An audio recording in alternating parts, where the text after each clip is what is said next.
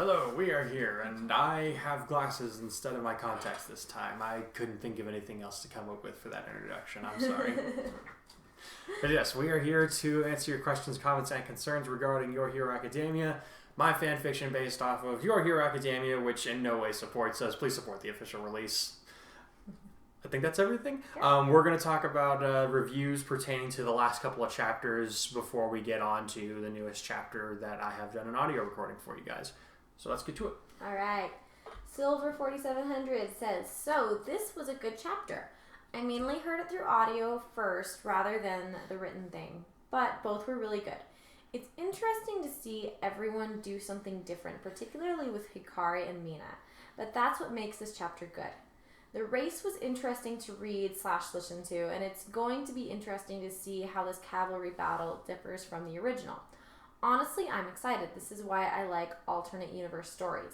It plays on the same ideas and original story while diverging to do something completely different. Also, this is where my high school chemistry comes into play with the power of science. Present Mike, yeah, Zawa, yeah, science. Oh no. Breaking Bad reference, by the way. Sorry, man. I mean, I live where Breaking Bad's based out of, but I've never seen that show. I think that you even have a relative who's acted in that, I have right? multiple relatives who've been in Breaking Bad. See, I think when you live in Albuquerque, you either absolutely adore the show or you've never seen it. I remember going out in Europe and seeing like Breaking Bad advertised on buses and stuff. And if I said I was from Albuquerque, people were like, "Oh, so you're from Breaking Bad?" I'm like, "That's not what I want to be known for." Yeah. So anyway, fun fact: I have seen a lot of it. I think it's decent. It's just a little dark for me as far as live action goes. So anyway. So, and I think the writing is very good, but I could get on a tangent, so I'm just going to keep going. So anyway, one of the things I like most about My Hero is that the vast amount of powers and abilities, what counts as supernatural and what counts as scientific. Take Ashido's acid quirk, for example. It sounds as though she can produce acid that is naturally lower than 2, if not naturally 0, on the pH scale, which would be considered corrosive, TLDR. The lower on the scale, the more acidic, e.g. battery acid.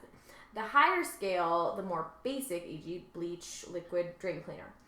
She is shown to be able to control her acid's pH level, which brings me to question, can she adjust her own pH scale output to make something that is more of a base than an acid? That's a good question. Or does it just stop at 7, completely neutral state, if, for example, water? She can't make water, but she can make something really close to it. Okay. So basically to the point where it's just like a sludge that has it'll sting if it gets in your eyes, and that's about it. Okay, so it's still corrosive. It doesn't get to a flat point. Okay, all right. Sorry about the super long science thing. I just really like thinking about the ways this world can work. What was I saying? Yeah, that was actually really interesting. Thank you for that was cool, man. Elizabeth, you were apologizing? That doesn't sound like me. That's exactly what I said. That's right. There's you. Yeah, I really liked the chapter. That's the TLDR. Also, because I've been watching too much JoJo's Bizarre Adventures recently, I decided to take one of the scenes from this chapter and just put JoJo dialogue into it. So, here it is. Hatsume, person in first place. Dio. Hikari, oh, you're approaching me instead of running away and fighting another team? You're coming right to us? Hatsume, I can't insult the crap out of you without coming closer. If you have no idea what that was, well, sorry, I suppose. Anyway, this just turned into me rambling, so I'll leave now. Silver. Well, thanks for the review, man. And I will never watch JoJo's Bizarre Adventures because I have a good friend of mine. You guys know Chris. You've seen him a few times on our podcast. He actually did a chapter review with us a few weeks back. He loves it so much. He loves it so much that he's annoying about it, and now I have to hate it on principle. Every time he plays me in Jump Force, he tries to beat me as Dio or JoJo, and then I have to sit there and listen to him. And Chris starts crying because I just curb stomp him. Anyway. So I'm sorry, man. I don't know the reference, but I'll bring this up to Chris, and I'm sure he'll laugh about it. I hear it's hilarious, but I hear the best reason to watch it is for the memes, but I don't like memes enough to to watch a show Okay. solely for that. Okay, Mr. spends hours on Pinterest. Hey, Pinterest has good artwork ideas, and there's funny things on it. Not necessarily memes. Sure. All right. What is happening right now? Yamajiji. Nice chapter. I like how you had Team Shoji win first place. It was pretty unusual, but Dark Shadow is a really powerful quirk, so it makes sense that they could do that. Yeah. Yep. Yeah, let's see. I wanted to... I suppose, in a way, I wanted to make up for not having Tokoyami on Deku's team, but at the same time, like, as I was writing it, I was like, no, if he teamed up with Shoji, this would be the outcome. There's no question of that. Yeah, like you said, Dark Shadow is really powerful even during the daytime, but if you give him like partial darkness, even he'll be something you want to not meet in a dark alley. All right. Yeah. Old Nom, nice chapter. Keep up the good work. I will do my best, man. Thank you. Asian Lightus, great chapter, mate. The lineup looks good. Also, Bakugo getting 18th made me laugh so hard. Also, to clear up what I said in my last review, I would only say that I would smash May's babies. I would never go through with it, but she wouldn't do that to Blade Hero. She wouldn't know that. Blade Hero light signing out. I mean... How good is your poker face, man? I have no idea what's happening right now. I'm not sure that I do either. Thanks for the review. Let's move on. We're sheltered. I'm just gonna move on now. Joe Clone. What up, Joe? Joe Clone. Awesome chapter. The team said so. Okay, really quick, Joe Clone. I was posting a picture of our son this morning, and the only caption I could think of was Joan's tiny clone, but then it reminded me of you, and I was like, that's weird. I'm confused. Oh, well, whatever. Anyway, sorry. Funny story. Tangent. Back to this. Awesome chapter. The team's setups turned out surprisingly well. Getting 4th place was a little bummer, but it's cool that most everyone got in. Wonder what Izuku was up to in the bathroom. That just sounded like an excuse to me. I don't know. Wait, have you... Was it plot related to the show? Yeah. If you haven't seen the show... I hope you've seen the show, because if you haven't, you really need to. Yeah, it's but really just for a reminder, for context, this is where Todoroki was kind of staring down Deku in the hallway, and he's kind of like, this is the reason I hate you. It's also the origin of all of the Todoroki memes with connecting everything. That is an excellent meme. That's probably one of my favorites that comes out of the show. So, if you haven't seen the show yet, dude, you should probably watch it because it's awesome. All right, yes. I'm going to keep going. All right, Silly Kita, my fave. All right, yes, tournament lineup. I see that there are still several matches that are the same as they were in the original, but there are enough changes that my interest in the coming events has increased. Mina versus Kurai right off the bat, huh? I figured that it would happen, but it was not, but I was expecting it to be closer to the end. You seem to enjoy torturing your characters on a psychological level, so I was expecting you to have the thought of having the fight of girlfriend to mess with Kurai's head while he makes his way through the other battles.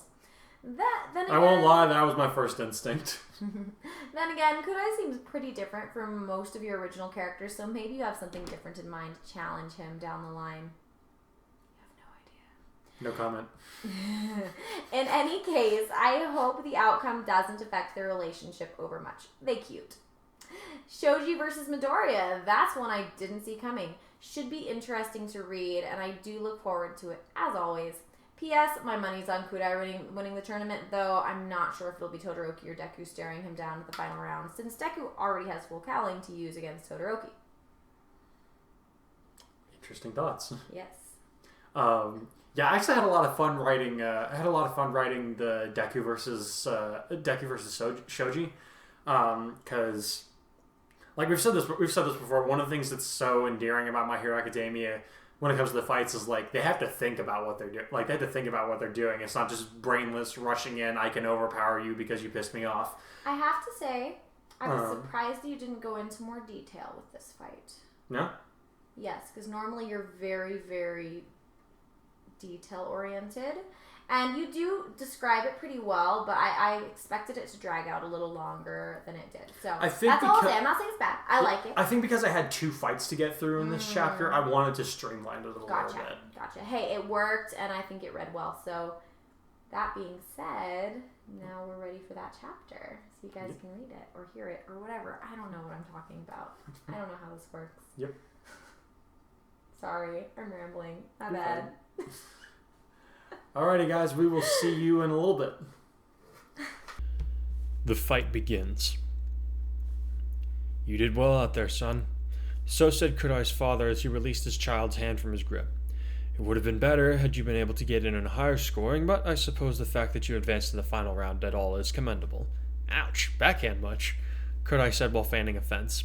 He, Mina, and his family were in the box that contained their seats for the events, taking the chance to catch up before the battle tournament began.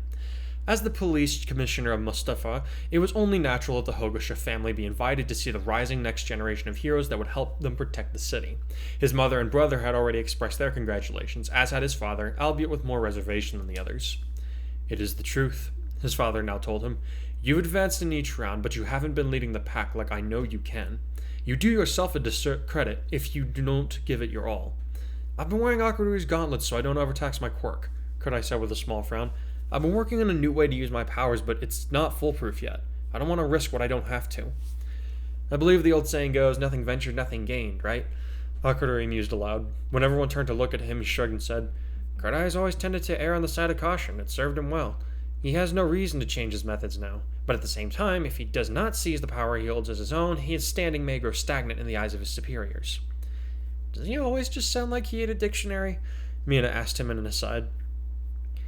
"It's early afternoon, so his quirk is at its peak right now," Kurai answered her in a low tone. "I call it the smart-ass hour." "Language," his mother said sternly, to which he bowed and apologized.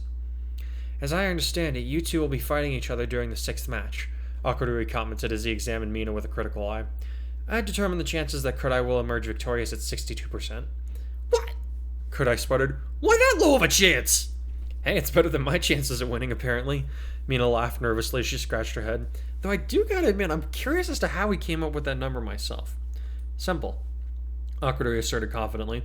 "Kurai has overwhelming speed and power at his disposal that can stand up to skilled career criminals, but he cannot fully control it, unlike Ashido, who has a far better handle on her powers, at least to the extent of not putting her life at risk whenever she goes all out. Her natural athleticism also plays into her chances of victory, because although Kurai is also physically fit, he has had to work harder to achieve his sense of balance and strength. Finally, there is the matter of Kurai's hesitation to harm his friends, especially those that he is close to, which will likely lead to uncertainty in his movements, be they intentional or not." "Wow, go for the throw, why don't you?" Kurai asked him, irritated. Seeing this, and noticing the clock on the wall, Mina tugged on his arm and said, "We should probably get going. The first match will be starting soon, and the students get closer seats than we do up here." "Yeah, you're right." Her boyfriend nodded as they began to back away. Bowing swiftly to his parents, he bade them farewell. "Good luck, Kurai," his mother said before they left the room. Fixing a smile on Mina, she added, "I would wish you luck too, but that would be wishing ill against my son." "No worries, I got you." Mina grinned back. She liked Kurai's family. They got on well, and they always treated her as a good friend whenever she was around. "See you later." "Hey, Mina, good luck," Akurui said with a cheeky grin, prompting his father to swat him on the head, eliciting a yelp from the younger boy. "Fight well, son," Hogosha said firmly as the couple reached the door and began to walk out. "Bring honor to your future hero name." "Yes, sir." With that, the two of them were alone in the hall, save for a few staff members in charge of seeing to the enjoyment of the elitist citizens watching the games. Mina gave Kurai an impish grin that set his face to coloring before she even said a word. "I don't like that look," he said nervously. "Aw, come on," she giggled. "It's true the first match is going to start in a few minutes. We don't have to watch it with everyone else, do we?" She waggled her eyebrows suggestively. "I'd prefer that we did," he said, his voice going up a couple of octaves while his cheeks heated up a little more and his mind began to wander involuntarily. Adding a bit more steel to his quavering voice, he added, "We could end up fighting whoever wins these matches, and I'd like the chance to study them in person so I can plan ahead." Hearing the subtle change in his voice, Mina realized that she needed to back off on the subject. "Okay, sorry," she said, her own cheeks tinted with a lilac color. "We've just been working hard this morning. I thought maybe you'd like some alone time for us to unwind a little." "Tempting as that is, I'm not comfortable putting us in any compromising positions," he said awkwardly as they began walking down the hall, toward the staircase that would take them to the lower levels. "I have certain boundaries, Mina. I ask that you respect them, please." His voice was kinder now, though it still did not brook any arguments. Seeing the determined look in his eyes, the girl knew that this was one area they would need to approach when he was comfortable, not before. She thought it was probably due to his stricter upbringing. Her parents had only ever told her to be careful whenever she decided that she wanted to have any kind of physical relationship with a guy, but other than that, they apparently felt that she was capable of making her own choices. She wasn't exactly wanting to go all the way with Kurai. They hadn't even had a first kiss yet, but she was definitely interested in heating things up a little. But if he's not cool with that, I'm not going to push it, she decided. It's not worth making him mad. Can I still hold your hand? She asked him innocently, and she was happy to see a little smile appear on his face as he gripped her hand gently. They returned to see that a concrete fighting stage had been set up by Cementos, with him and Midnight acting as the referees for the upcoming fights. It was their job to stop any fights that were too violent or posing a permanent risk to the health of their students. The battles would be decided by either a knockout, one student going out of bounds, or a surrender. To avoid attracting any suspicion from Iida about the nature of their relationship, Kurai sat between his best friend and Midoriya, while Mina sat beside Uraraka, who was on Midoriya's left. At least this way we can have a conversation without arousing suspicion, Kurai thought as he leaned forward on his elbows, prepared to pay rapt attention to the incoming fights. The first match was between their classmate, Kirishima, and another student with a steely hardening type quirk, Tetsu from Class 1B. In fact, their quirks were so similar, the fight dragged on to the point where both of them knocked each other out simultaneously with a pair of vicious uppercuts. The crowd had enjoyed the fierce display that the two students put on, but they were ultimately confused about how the winner would be decided. Eventually, Midnight had the two unconscious boys removed from the field and announced that once they were recovered, they would have a simplified rematch in the form of an arm wrestling contest. In the meantime, she called for the second match, which would pit Midoriya against Shoji. While the two students left their seats allotted to their class, Kurai went to walk with the green-haired boy for part of the way onto the field. Nervous? He asked his friend.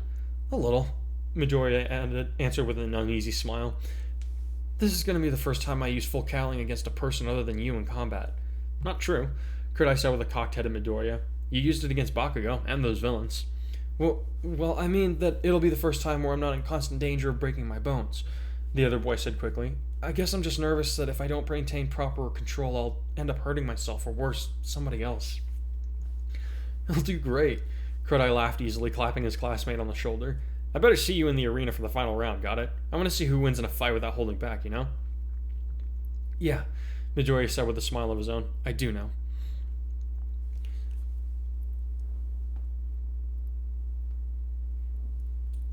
The freckled boy stepped out into the sunlight amid a thunderous applause, a determined set to his shoulders as he held his head high. Walking up the steps, he thought, I can do this. All Might is counting on me, believes in me. And with all the training that Hikari has put me through, I've got control of One For All at 5%. I might not be able to handle All Might's power at its full capacity yet, but this will be a good way to tell how well I can fight against unexpected opponents. For he knew that Shoji, his classmate and opponent, would be tricky to deal with.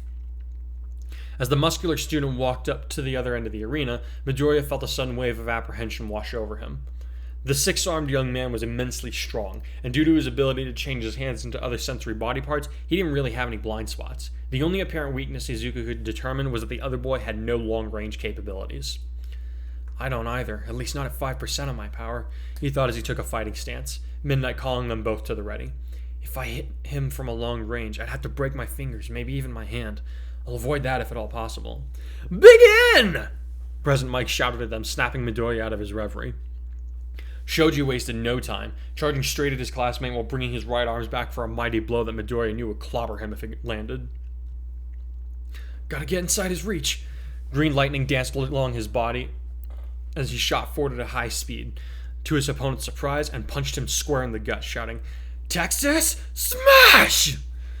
It was a telling blow. Shoji, not having expected Midoriya's new speed, didn't have time to brace himself for the impact, and wound up stumbling backwards, eyes wide and gasping for breath. However, he was far from going down. Shoji was a small mountain made of muscle, so he wasn't knocked back very far, and he quickly righted himself to see Midoriya smiling at him from where he had landed the punch. Inwardly, Izuku was ecstatic at his new abilities. Yes! He silently crowed. I really can fight! Emboldened, he began to advance on Shoji with quick darting movements, springing from side to side, forward then back, never giving his opponent a chance to relax, because he never knew which feint would turn out to be the real attack. Or so Midoriya would have thought. Putting on an extra burst of speed, nothing that would injure him, he dashes Shoji from the left, intent on striking him in the head for a quick knockout. Instead, his classmate's middle left arm shot out and wrapped its fingers around his neck, much to his surprise. The other two arms waved in front of Midoriya's face, one sporting an eye, the other an ear. I saw you slow down a bit when you were getting ready for your attack, and I heard your feet hit the ground a little harder than they had been, Shoji informed the green-haired boy as he peered at him from above his face mask. You gonna surrender, or do I have to throw you out of bounds? No way, Midoriya grunted. Raising his arms above his head, he slammed them down on Shoji's elbows, bending the joints painfully and forcing him to release his grip. Hitting the ground for only a split second,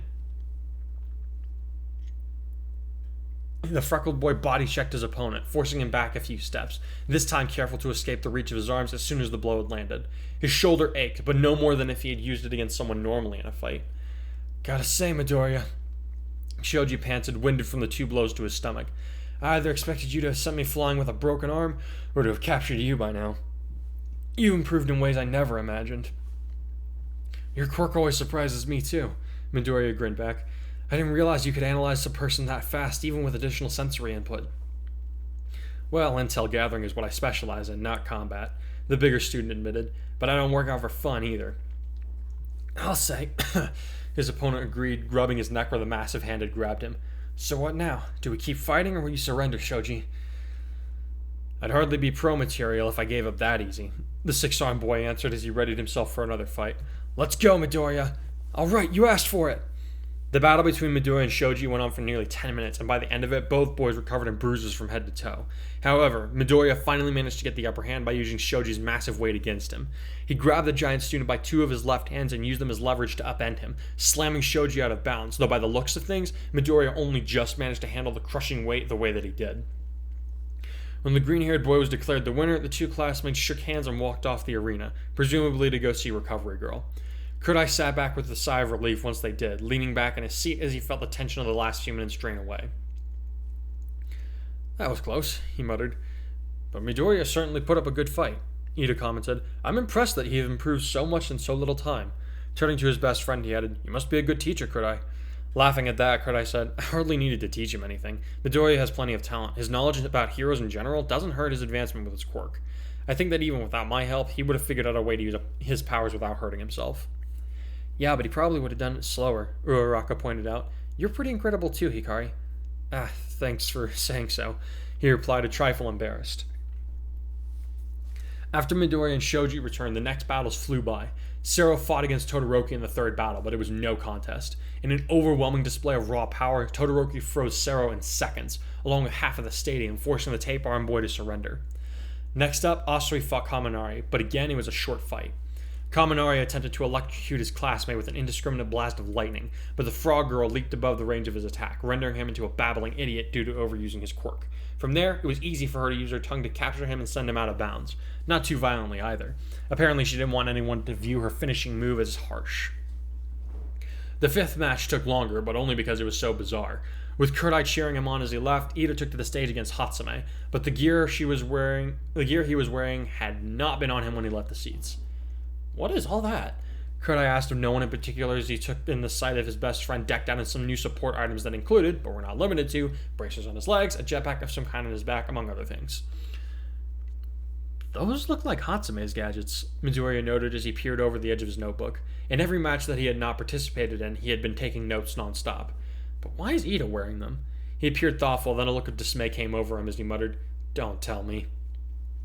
From there on, the fight essentially became one giant advertisement for inventions that Hatsume had created, with Iida being an unwitting/unwilling participant. It lasted for about 15 minutes, and Kurai found himself laughing at his friend's helplessness as he was subjected to item after item for the sake of Hatsume's performance. Somewhere in the back of his mind, he was certain that Akaruri would be taking note of her devices, his hyper-intelligent brain analyzing and determining possible improvements for his own inventions. However, most of him was too busy being amused by Iida's naivety. In the end, Hatsume walked off the stage, apparently done with her advertising to any potential support item companies that might want to recruit her in the future. Iida was indignant at her attitude toward the festival, and her using him as a walking ad, but in the end he had technically won, so he would be advancing to fight whoever won the next match. As Midnight called the match over, Kurai and Mina exchanged a look, then stood up and left the seats to go to their respective starting points.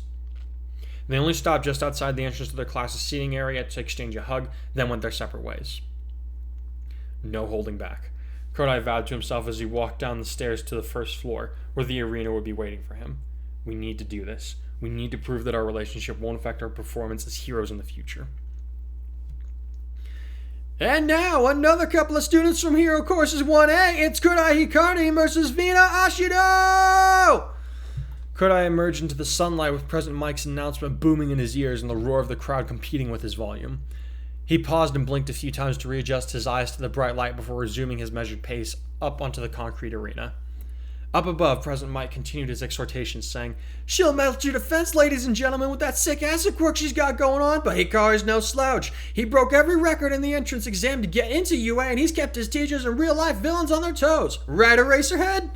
They both have good potential, but it's yet to be seen whether or not they can properly channel their talents at their peak efficiency. The more modulated voice of Shota Aizawa replied, "Ashido has a good quirk, but she's too carefree in her use of it. Hikari, on the other hand, has powers that put the average pro to shame, and he has decent control over it. The problem he faces is when he gets too worked up, it's lights out for him." "Harsh, but they're your students," President Mike replied. "I guess you'd know." "Yeesh, they have to put it so plainly like that?" Kurai asked as he and Mina came within speaking distance. Ignore him. She grinned confidently as she stretched her arms. "They don't know what kind of training we've been up to, so they don't have a real clue about how we're going to handle this fight." "I think Mr. Aizawa might have some idea," Kurai answered as he settled into a Shorin-Ryu fighting stance. "Regardless, I guess it's time to see which one of us is the better fighter." "Ha!" Mina laughed at him. "Like I keep telling you, I'm going to melt your butt." "Why are you so fixated on that?" "Begin!" President Mike's announcement set aside whatever response Mina might have come up with, and the battle began. The girl started things up by sliding across the stage in a zigzag pattern, using the acid coming out of her feet to gain speed along the ground, while Kurai took note of her movements, judging her speed, her dexterity, and factoring in what he knew of her reaction times before he readied his countermeasures. With a sudden shout, he spammed Mina with an energy barrage from his hands, yellow bolts of pure energy that caused small explosions wherever they struck. She was nearly taken by surprise, but she utilized her natural flexibility to dodge and weave around the blast so that they all missed her, even as she continued to get closer and closer to her target. Kurai wasn't the only one throwing things either. Mina began to toss globs of acid at him, forcing him to either counter with his own powers or to dodge the attacks entirely, which forced him to stop his assault, even if for less than a second. Still, it was enough for her to continue to advance on him, her confidence growing by the second. That is, until she got in close, whereupon he stopped hurling bolts at her and smiled challengingly, which set off alarm bells in her head. Too late, she realized that she was now close enough to touch, which was very much to her disadvantage. Initially, she had thought to build up enough velocity to slam into him and knock him off balance, but his continuous attacks had killed a lot of her momentum. Kurai reached out with great speed and grabbed her arm, which he then used to pull her close to him, their faces nearly touching. She stammered, for once the one who wasn't sure what was about to happen. "Don't get too comfortable," he told her, a cocky grin still plastered on his face. Then, using his quirk to power his limbs, he twisted her around in his grip before leaping up and body slamming her into the ground, knocking the wind out of her and scraping her left arm and cheek. "Ow!" she yelped before jerking her head back to smash her skull into his face and feeling the fierce satisfaction when he yelped and released her, scrambling backwards as he muttered something that was muffled by his hands. She got to her feet unsteadily, turning around to see him clutching at his mouth where blood was seeping out. Giving her an annoyed look, he said, "Split my lip and bit my tongue." "Don't worry, I'll kiss it better after we're done here," she teased him. "I don't have a comeback for that," he admitted. Cupping his hands by his side, he added, "But I do have this." Yellow light pooled between his hands, causing Mina's eyes to widen as she took an involuntary step back in fright. "Hang on, isn't that the attack you used against that bird-brained freak from the villain attack?" She gulped. "I know we said no holding back, but come on!" "Don't worry, restrained as I am now, this won't kill anybody," he assured her as the ball of light began to grow in size. "It'll still hurt, though, so if you want to surrender now, I won't hold it against you." The ball between his hands was the size of an apple now. "No way!" she declared as she began to skate back at him, acid dripping from her fingers as she readied a solution that would cause temporary blindness if it hit him, but no permanent damage. "That attack takes time to charge, doesn't it? So all I gotta do is beat you before it's ready." "It's ready," he answered calmly, the orb now the size of a large orange. "Ah, crap!" she yelped as his arms began to move toward her. "Kamehameha!" The yellow laser flew at her, then passed overhead as she slid underneath it with almost inhuman flexibility, even as she slid toward her boyfriend, a devilish smile on her lips. "Gotcha!" she declared as she gathered her legs up under her while looking into her classmate's eyes and seeing surprise registered there.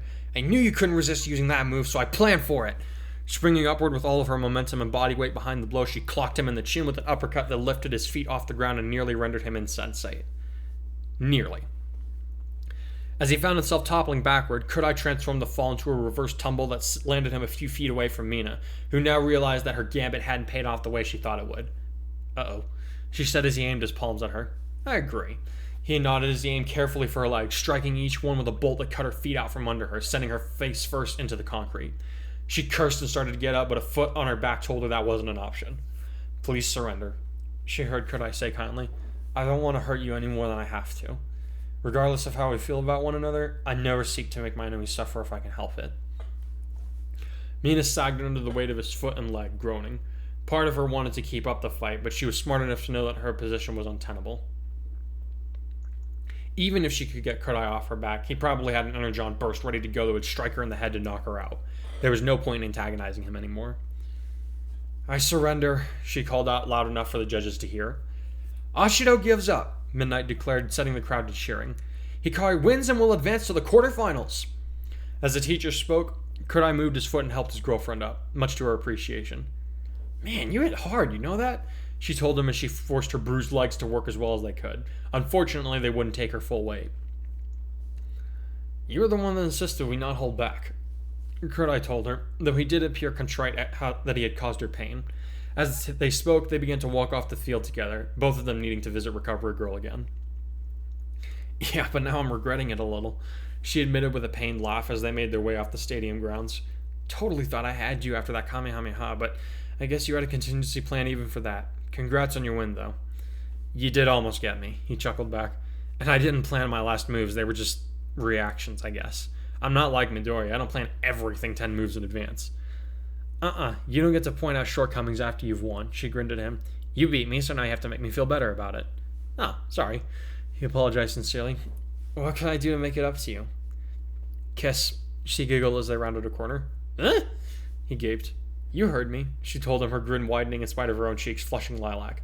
Isn't it supposed to be like that? You know, guy kisses girl after winning his big fight? His brain was incapable of forming cohesive responses at the moment. Recalling their earlier conversation, Mina realized she might have pushed things too far again. Casting her eyes down, she said meekly, Sorry, I guess I got kind of caught up in the moment there. I know you have your boundaries, so I won't make you do anything you're not comfortable with, okay? She was about to add more when she felt a pair of lips press hesitantly against her cheek, causing her to stop in place, along with Kurai, who withdrew from the contact as though he'd been burned. Locking eyes with him, she touched her cheek and said, Did you just... Yes? He answered hesitantly. You're an affectionate person. I get that. I'm reserved, and I guess I've been keeping you at arm's length, which is probably hard for you. I guess what I'm trying to say is that it's not fair that I keep making all the rules, so I figured this would be a good way to show it, and Mina silenced him with a tight hug, burying her face on the crook of his shoulder as she said, That was nice. Thanks, Kurai. You're welcome. He stammered, his arms going back to encircle her body. Anything else that they might have said was interrupted when they heard someone cough, loudly. Stiffening with surprise, the couple slowly turned their heads to see a familiar figure not 10 feet away, glaring at them from behind a pair of glasses. You two have some explaining to do, Iida said sternly. And we're back. So, Deku and Kurai, obviously they're moving on. I do remember promising you guys last time that the fight between Mina and Kurai was going to be a little closer. I don't know where these hiccups came from all of a sudden. I remember saying the fight between Mina and Kurai was going to be a little closer than you guys probably would have expected, and I hope I held up to that expectation. I thought I made it fairly close because there's that one moment where she uppercuts him to the chin, and I based that off of her fight with Aoyama from the original series on purpose because that was her knockout move for him. So I kind of wanted to give you guys a half-second impression of, oh wait, is he about to... Kurai's moving on. It's okay. I don't know how you guys feel about that, but I'm sure I'll hear about it in the reviews. But... let's, I suppose I'm getting a little bit ahead of myself. We should probably start at the beginning where we have Mina hanging out with Kurai's family. Because in story, this is not the first time that they've hung out. In a couple chapters before this, Deku, Uraraka, Kurai, and Mina, they all talked about going over to his place to do a group study. So Mina's been around his house. She gets on well with his family. But this is... to me, this scene was important because it's the first time we get to see them hanging out on screen. And Becca loves Akudori for some reason. He's just, I love him. He's such a great character. I don't know. I think as you guys get to know him, hopefully you will too. But I just think he's the great little brother, annoying, who's smarter than everybody and knows it. And I love it. And he just. I don't know. I don't know what that's like. I don't know what that's like at all. I don't know what that's like at all. Well, you're the oldest brother. You have 2 of them, so... Yeah. Sorry, my brain is gone. I don't know what's happening right I feel like we say this every week. I'm sorry, guys. Yep. Let's see. But yeah, so I honestly just kind of thought about, like, when I was first writing the chapter, I kind of just was going to have, like, he was going to go out by himself, and it was just kind of like hi-bye thing. But I thought it might be a little bit cooler to get a little bit more of the family dynamic laid out, because we've only had like 2 or 3 scenes so far with his family. Most of them have been Kurai and Akururi talking. And then there was a scene with him in the hospital, and his whole family's there. That was the first time that we kind of got to see their nuclear family dynamic without anybody else around them. And I just wanted to do something a little bit more normal, for lack of a better term, even though these are kind of special circumstances. But, that's one of the things that I kind of wish the show had more time for, is that, like, so we get to see what Todoroki's home life is like, right? But that's because it's an abnormal thing. Same thing with Deku. He's got a single mom. He's an only child. Well, we think she's a single mom. We don't know for sure. His dad's probably just away a lot. Yeah, that's right. I think his dad is actually, like, working over in the States on some job. I don't know exactly because I haven't read the manga, but I think that he's... I haven't either. I think his dad's just away a lot. Okay, so we haven't met him yet. Okay. But yes, but I mean, like, we never see his dad. The dad, so it's almost like having we haven't seen, like, we don't get to see, like, we saw Uraraka's family. She could be a single parent. I don't know. I could be wrong. I don't know, but, like, we saw Uraraka's family. Like, her parents showed up after the sports festival to surprise her, to say, like, hey, well done, we're proud of you. And I'm like, that's kind of like the only, like, normal family interaction I've seen since this show started. Normal's boring usually. Well, yeah. But I do kind of wish that we could get a better look at, like, the other students' home lives, because, like, I know that Asui has some siblings. I think it's confirmed that Mina has some siblings, but, like, everybody else is, like, I don't know if they have brothers and sisters. I don't know if they're single children. I don't know if they live with their aunt and uncle. Bakugo's family is pretty funny. Well, yeah, okay, yeah. But again, they're abnormal. Yes. They're abnormal. Again, only child. But then we have... how normal can you say these guys are? Because I feel like the family unit is pretty, like, normal, but you still have, like, these quirks thrown in the mix that make them very interesting and quirky, right? Yep. And so I haven't actually covered. I actually haven't covered what the parents' quirks are yet, but that will happen eventually. I do know what the quirks are, and I think you guys will be very interested in them. We know Akururi's quirk is solar intelligence, so automatically makes him the smartest person in the room, and he loves letting people know it. Yeah.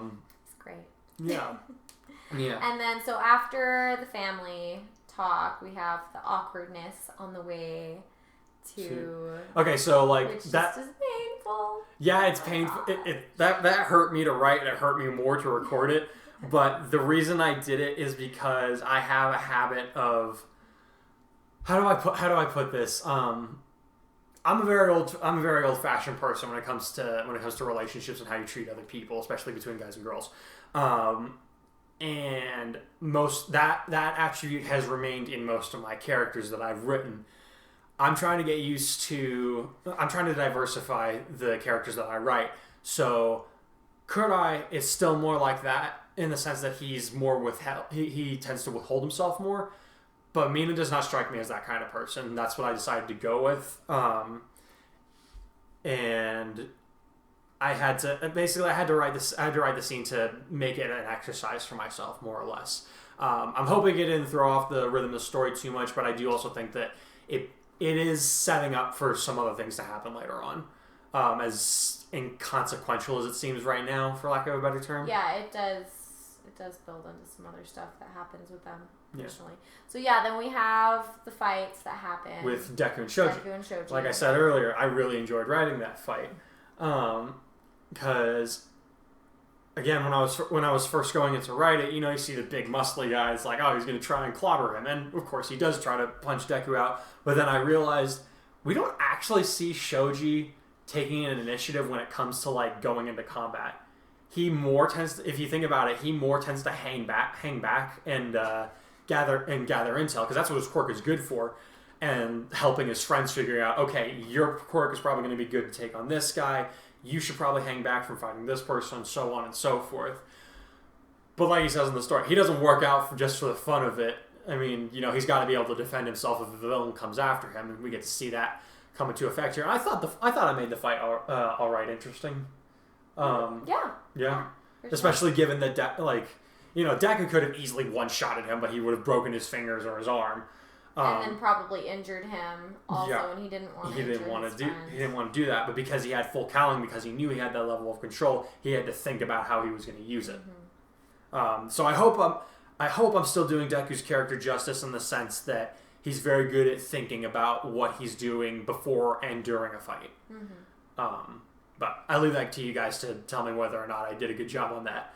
Moving on to Kurai versus Mina. As I said earlier, I tried to make it a close fight. I'd like to think that I succeeded in that. And like Silly Kira said, my first instinct was to put this match in the semifinals. But I did not for two reasons. One, because Mina would have had to get past Bakugo, and I just didn't see that happening.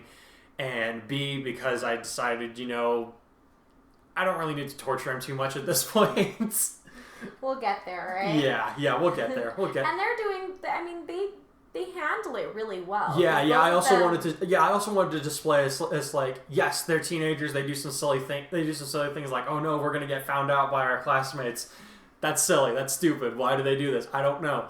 But in other respects, they're turning into responsible people, and it's like, and they both understand. It's like, look, if we're both going to be heroes, or we're both going to be aiming to outdo each other, we can't get all butthurt about it. And in that sense, I'd like to think that I wrote them handling it very well. Yeah. And then you have some explaining to do. How dare you endanger our classmates with such frivolities? Is that why you wore your glasses? No, it's not. It worked, though. So, Iida. Oh, I love Iida. I love Iida. Yes. He's such a great person, but oh my goodness, he's gotta be one of my favorite characters, though. Yep. I feel like we all have that friend. Yes. In our case, we had that pastor. Alright, so I think that's about it. That is about it. So yeah, I leave you guys with the cliffhanger of, oh no, Iida found out. What's he going to do about it? Oh no, high school drama. And also there's the fact that Kurai is going to have to fight Iida in the next round.